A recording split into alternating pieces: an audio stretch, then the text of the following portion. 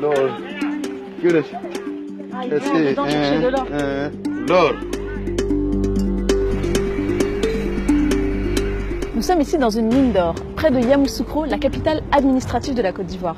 Et ici, l'or est très important puisque c'est ici en Afrique qu'on trouve les plus grandes réserves mondiales d'or, près de 60%. Mais vous vous en doutez, ce n'est qu'une infime partie des ressources que l'on peut trouver sur le continent africain. On y trouve 80% des réserves de coltan, 70% des réserves de diamants, du cobalt, du fer, du cuivre, bref, une mine d'or à ciel ouvert. Les sols africains regorgent de matières premières, mais ces populations sont parmi les plus pauvres de la planète. Mais alors, comment expliquer ce contraste ? Eh bien, en réalité, on s'en doute, il existe ici en Afrique un pillage des ressources plutôt bien organisé. Et c'est en Côte d'Ivoire qu'on va tenter de comprendre à qui profitent réellement les ressources africaines. Ici, pour extraire de l'or, il existe plusieurs moyens. La voie officielle avec des permis d'exploitation donnés par les ministères. C'est le cas des grosses mines d'or industrielles, britanniques, canadiennes ou australiennes. La voie moins officielle avec des autorisations données sous le manteau par des préfets. C'est le cas de certaines mines d'or chinoises par exemple, protégées par les dozo, des milices armées. Et enfin, il y a la voie clandestine, celle des petites mines en théorie interdites mais exploitées par ceux qu'on appelle les clandestins dans leur propre pays, les Ivoiriens.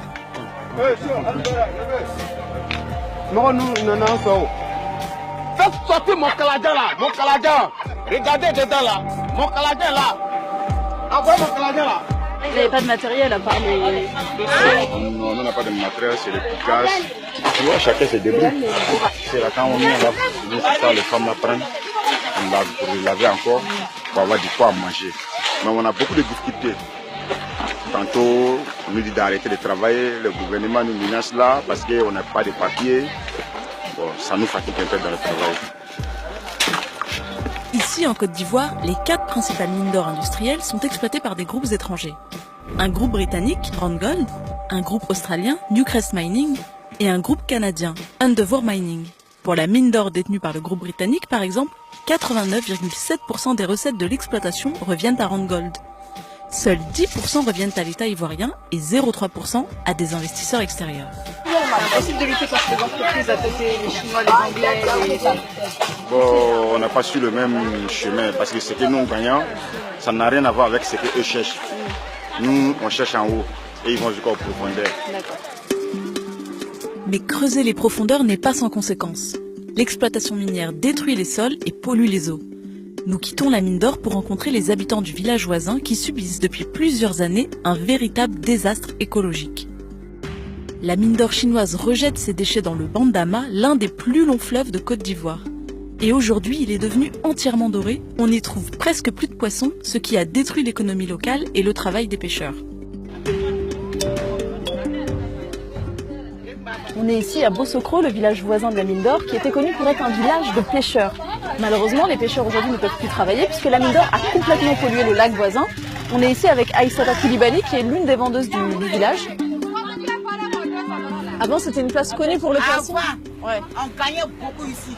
On ne fait pas autre métier. On n'a pas de champs. Bon, c'est dans ça là on s'habille. C'est dans ça là on se nourrit. Si on est malade aussi. Le poisson, il est de bonne qualité, même si c'est pollué? C'est de bonne qualité, mais produit là, ça nous fatigue ici. L'eau là même, avant on buvait. Mais maintenant on ne peut pas boire. À cause de l'eau là, les gens refusent nos poissons ici. C'est poissonné. Alors que nous aussi on n'a pas de choix. Les pêcheurs qui ne peuvent plus pêcher, qu'est-ce qu'ils font maintenant? Ils sont devenus ouvriers pour la mine? Ils essaient de trouver de l'or? Ils sont devenus les clandos. Mais le village de Bossokro est loin d'être un cas isolé. Les riverains des exploitations industrielles sont souvent les premières victimes de l'extraction de ces ressources. Nous prenons la route vers un village de la préfecture de Prikro, à quelques heures de la mine d'or. Et là, on arrive dans le village de Famyankro, qui est juste ici, où on va rencontrer des villageois qui essayent de lutter contre une entreprise belge, une multinationale qui a volé 11 000 de leurs hectares. En 2015, le groupe SIAT, une entreprise belge spécialisée dans l'agro-industrie, s'est implanté sur 11 000 hectares de terre. Selon les villageois, lorsqu'ils ont protesté contre cet accaparement, les manifestants ont été violemment réprimés par la gendarmerie. 2 personnes seraient mortes, 70 auraient été emprisonnées et plusieurs disparus, dont des enfants. Nous allons à la rencontre des villageois et du roi du village, Nanan Akou Moro II. Les villageois ne voulaient pas que l'entreprise s'implante ici. Ils ont un peu essayé de s'opposer, sauf que la répression a été difficile. Est-ce que vous pouvez nous raconter un peu comment ça s'est passé?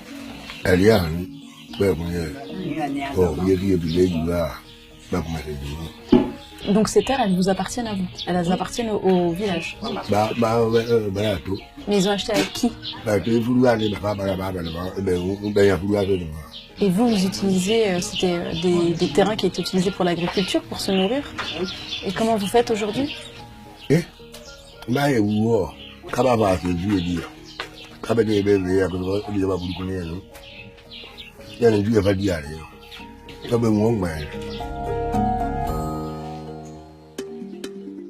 Malgré la violente répression et les risques qu'ils encourent auprès des autorités, les villageois tiennent absolument à médiatiser leur histoire.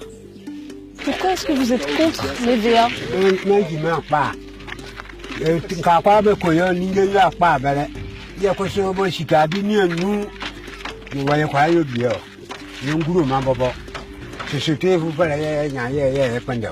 En fait, ça appauvrit le sol, ça appauvrit les populations, ça ne se mange pas. Vous cultiviez quoi par exemple?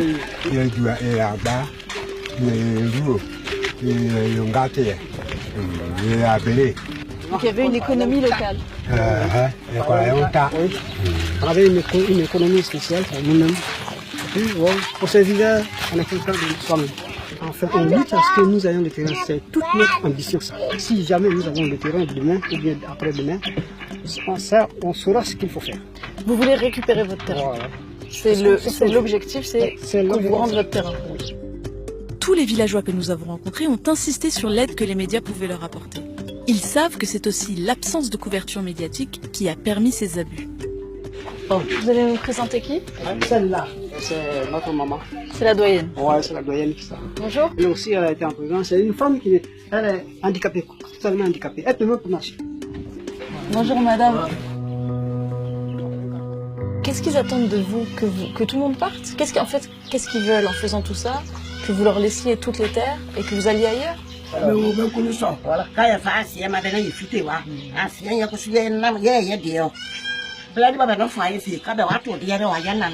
pour vous faire taire, ils vous ont mis en prison pour faire taire la révolte. Vous allez résister jusqu'au bout? Au bout. Même s'il reste une mouche.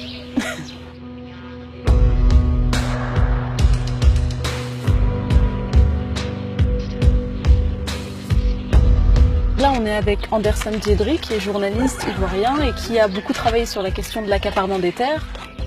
Nous, on a essayé de contacter SIAT. Ils n'ont pas voulu nous répondre. Toi, tu as essayé de les joindre aussi pour tes sujets. Ils t'ont jamais répondu. Moi, ça ne m'étonne pas qu'on ne vous réponde pas parce que globalement, on ne veut pas que... Moi, je pense que ce qui se passe ici soit su par le grand public. Non seulement ceux qui ont perdu les champs qui étaient sur ces parcelles qui ont été... Parce que leurs champs ont été détruits au moment où l'entreprise venait s'installer. Ils n'ont pas été dédommagés, indemnisés pour ça. En plus, les populations disent, par exemple, qu'ils ne bénéficient pas de retombées. C'est-à-dire qu'il n'y a pas d'investissement dans le développement local. Ils ont tué l'économie locale. Il n'y a eu aucun dédommagement et il n'y a eu aucune compensation derrière, il n'y a eu aucune construction.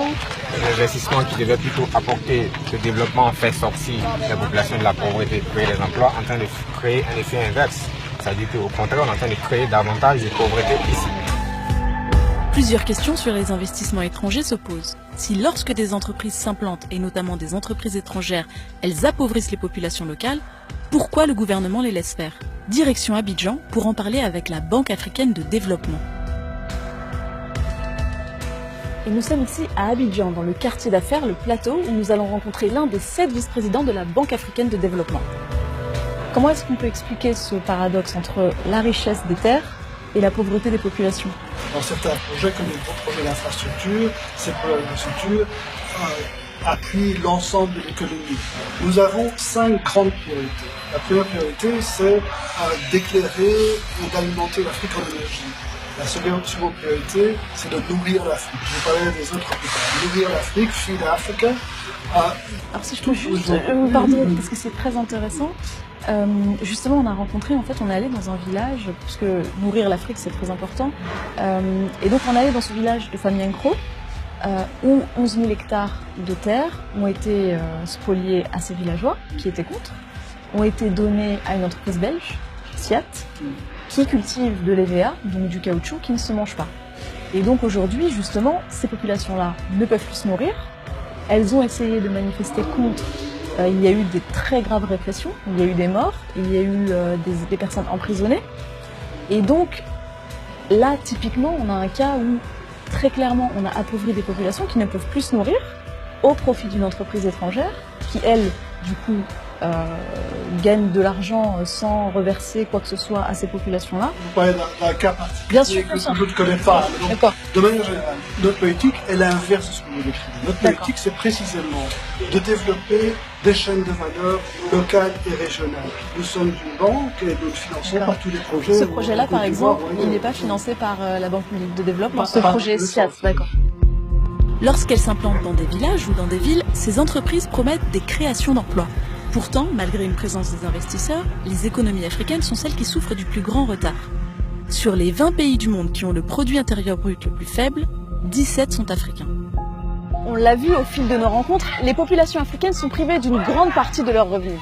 Des pertes incalculables, que ce soit au niveau de leurs ressources naturelles ou de leur emplacement géostratégique. Des populations sont même parfois délogées, expulsées sans aucun dédommagement pour que des entreprises étrangères puissent venir ici profiter de la richesse des sols africains. Et ce qui est d'autant plus grave, c'est que ce pillage de masse ne s'accompagne même pas d'un dédommagement qui permettrait aux populations locales de vivre dignement. Certaines parties du continent continuent de s'appauvrir alors que le lieu même où elles vivent permet d'enrichir des multinationales du monde entier. À qui profitent réellement les ressources africaines? À tout le monde, sauf celui à qui elles reviennent de droit, le peuple africain.